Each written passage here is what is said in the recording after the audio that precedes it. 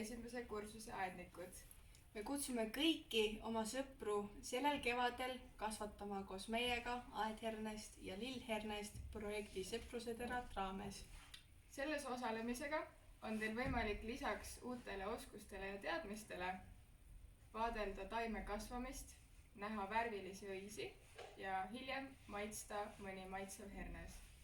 Meie alustame külvamisega sõbralikult sõbrapäeval. Meie juba valmistume. Kuidas on teiega lood? Soovime kõigile edu herneste ja rõõmu kasvatamisel. Targaks tarkuse teraga, sõbraks sõpruse teraga.